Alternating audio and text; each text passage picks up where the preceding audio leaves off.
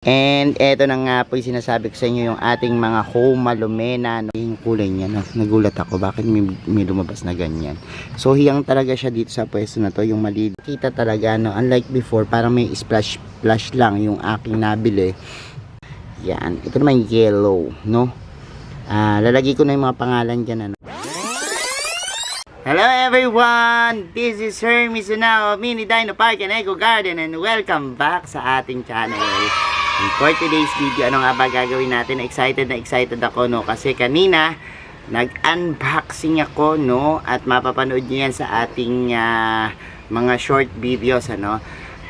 Pero na-excite ako ngayon dahil ayan, papakita ko na sa inyo yung bago nating halaman, ano kaya yung halaman na yan na talaga namang nagpapatibok ng puso ko nung makita ko, no?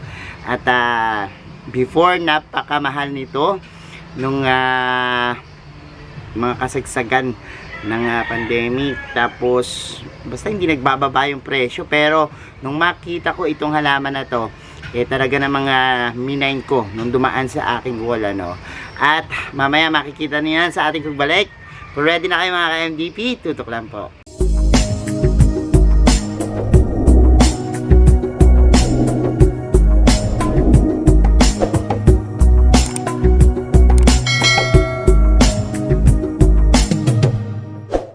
And we're back mga ka-MDP. Isa sa mga dream plant ko itong ating nakuha at kabubukas lang na halaman kanina lang. And ngayon puntahan natin yung aking mga talagang collection dito, no? Ayan, nakikita nyo na at talagang lago-lago na nila ng mga collection ko nito. And tinutukoy ko yung mga Homa Lumena, no?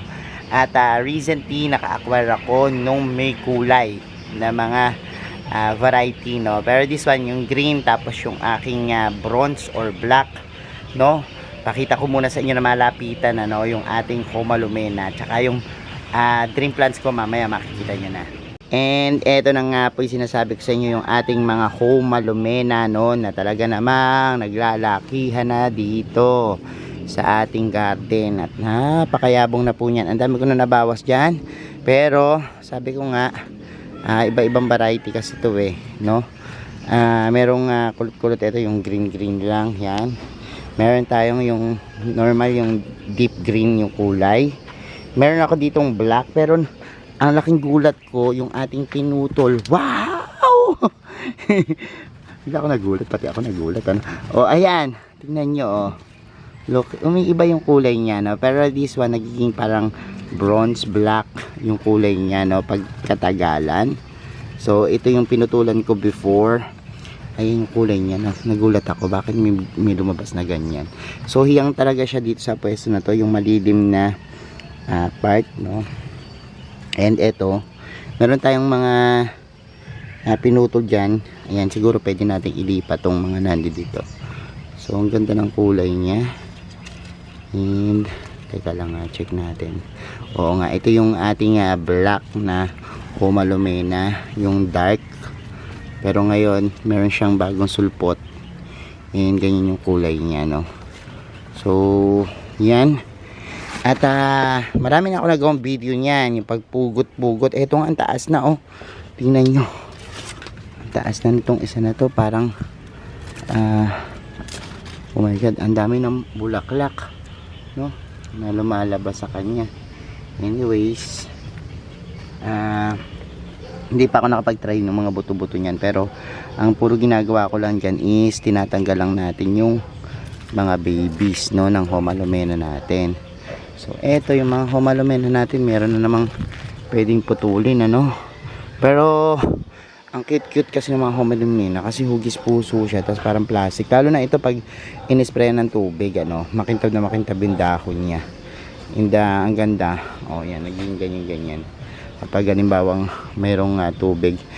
At before bumili ko nito, na-scam na rin ako nito kasi bumili ko ng halagang 7,000 or basta ko lang 10,000 na mga maliliit, pero hindi ko nakita yung variations.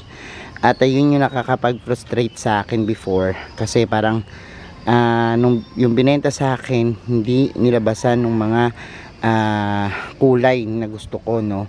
So sabi ko, stop muna ako sa pagbili nito dahil minsan mahal-mahal. Minsan kasi parang umabot siya ng 100,000 yung makukulay na Homa Lumena, no, yung may mga kulay yellow, kulay pink na variegations. Pero nagulat ako kasi sa totoo lang nung in order ko yon, nagulat ako 10,000. Sabi ko okay yan kasi ako na lang magpapalaki, pero habang lumalaki puro green yung nadidevelop sa kanya at gulat na gulat ako. Sabi ko ano ba to, sabi ko. Pero ang mother plant daw nun ay variegated. Pero sabi ko nga siguro nga nagva-varies yung mga kulay katulad nito, di ba naging ganyan yung kulay niya doon sa ating mga nakikita na lumalaking mga Homa Lumena, nagbabago-bago yung kulay. Pero sabi ko nga yung pinaka variegation siya dapat nakikita na kagad, ano, para masabi mong legit talaga na variegated yung Homa Lumena mo. And today papakita ko na yan sa inyo. Ready na ako kasi yung ating nakuha medyo maliit yung pads niya, iriripat ko na rin tuloy, no. So tara, halika mag-start na tayo. Excited na ako at kinikilig akong makita nyo yung aking mga bagong koleksyon. So eto na nga po yung aking bagong mga halaman. Ito yung mga Homa Lumena na grabe ang ganda. Look, yan, tignan nyo kung gaano kaganda yung variegation niya. Kitang kita talaga, no. Unlike before, parang may splash lang yung aking nabili kasi eventually nawala na yun. Pero ito, feeling ko yan, gaganda yung mga dahon nito, no. Alam, may mga putol na siguro, mga nabulok na ng mga leaves na. Pero anyways, ganda ng kulay niya. Na-excite ako dito, no. Medyo matulis nga lang to, unlike ng Homa Lumena. Ito yung isang Homa Lumena na maganda, no. Yan, ito naman yellow, no. Lalagay ko na yung mga pangalan dyan, ano, kasi hindi ko alam yung mga varieties na hindi ko natandaan. Pero anyways, lalagay ko dyan para makita nyo. Ito ang ganda rin, no, diba? Ang cute. Ito yung may pagkahugis puso na mabilog, no. Ito kasi medyo pahaba-haba yung Homa Lumena. Katulad siya nung parang bronze natin, ano. So dalawang variety yan, isang mapink-pink tsaka isang yellow, no. So tingnan pa natin yung ito, ang ganda ng variegations nitong isa na to. Look, diba? Ang ganda. Tapos ito rin, ang ganda. Tapos parang nagla-light yung pink niya pag tumatagal habang na-old yung ano niya, yung dahon. Pero at least kitang kita, no, unlike nung dati natin na parang splash lang. Ito din, ayan. At napansin ko kasi na kapag halimbawang ito inilipat sa malaking paso, mas gumaganda at lumalaki, no. Katulad ng mga alaga natin. Tapos yan, kung interesado pala kayo dun sa ganitong halaman, in order ko po to sa JC's Garden, no. Lalagay ko dito yung Facebook page nila para in any case makita nyo. Tapos lalagay ko rin yung price ng halaman natin, ano, kung magkano, para ano, napakabait nilang mga seller. Tapos ang mura ng mga halaman sa kanila na mga ganito. Tapos binigyan pa nila ako ng free na Epping marble. Wala pa akong premium marble dito. Meron ako Albo, Aurea, yan, pero ito wala pa, no. So yan, meron akong yan. Dati may mint ako pero hindi ko na alam, lumaki na, tapos nawala na, parang green na lang. So eto, try natin, no. Tingnan natin pag lumaki tong epi. Kasi yung epi, yung tibatim na tinatawag, ang ganda ng mga dahon yan pag nag-mature. Pero saka na natin pag-usapan yan. Set aside muna natin yan. At eto yung gagawin natin ngayon, ililipat natin sa malaking paso itong ating napakagandang mga Homa Lumena. So ayan, nagpe-prepare na kami ng lupa sa malaking paso natin ilalagay. Make sure lang na ito machi-check nyo, no, kasi masyadong risky yung paggawa o paglalagay ng malaking paso sa isang house plants dahil mas prone siya sa pagka-stuck ng tubig. Pero anyways, kung makikita nyo naman lagi at matutuyo siya lagi, wala pong problema, kaya fast draining yung gagawin nyo. So ito yung nilalagay namin, hahalo kami ng MDP soil mix, yung mga pamis, compost, tapos bulok na ipa yung ilalagay natin para sa kanila.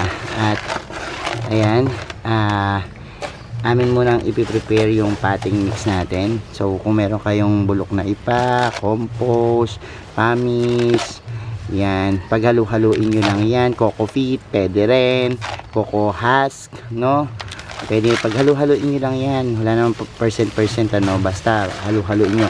Ma-check nyo naman kung fast draining na yung inyong potting mix kapag buhaghag siya, kapag yung nakikita nyo na buhaghag siya, hindi nagdidikit-dikit, kung may garden soil kayo, pwede naman yung lagyan ng garden soil na hindi putik, hindi clay, kundi yung garden soil na maganda-ganda, yung pinaka niya, mabuhaghag, so ito yung aming lalagyan ng ating tatanim. At yan, sige, simulan na natin, kunin natin yung ating mga halaman. So start na tayo ng ating pagtatanim. Ito unahin natin, yan, wow, yung Homalomena kulay pink. Sige, tanggal mo lang, uproot mo lang konti. Yan, kain mo na lang siya. Ganda ng roots, tingnan nyo. Napansin nyo, puro coco cubes lang yung kanyang roots, tsaka mga wala masyadong lupa-lupa, so yan, maganda, ganyan lang. Huwag mo na siyang masyadong dubog, lagyan mo na ilalim, yan. So meron pang yan, damo, tanggalin natin mga damo-damo. So yan, and yan, presto, ganyan lang. Hindi na kailangan buhaghagin yung lupa, pero eto, mas lalaki po siya kapag nilagay sa mas malaking paso, so yan. And the next one, etong isa, tanggalin mo na rin yung pinaka. Unang sige, ikaw nag-skip baka nagiba. Ayan, sige, dagdagan nyo na lang yung lupa. Parang pamis, pero siya, kulay dilaw? Hindi, pataba. So, pataba yan. Osmocot. Pwede osmocot, pwedeng lupot, so yan yung ating plants. Diba? Ang ganda. Ito yung pa dito. Tapos hahanapan na namin yan ng pwesto malapit dun sa Homalomena. Ito, lagyan mo pa dito. Yan. Dito. Yan, sapat na yan. Okay. And ayan po yung ating Homalomena na mga bagong ripat. So eto na po yung ating Homalomena na maraming kulay. Ganda na. So dito natin siya nilagay. Ito yung Homalomena natin sa kabila. Tapos ito naman yung Homalomena natin na mayroong mga variegations. So ayan, dito namin siya nilagay para lagi ko siya makikita, kung ano nangyayari sa kanya. At kita nyo naman, ang ganda, So sana yumabong to at dumami dito, para maganda-ganda tingnan. So yan lang po yung ating mga bagong collections, bagong halaman na dream plants ko.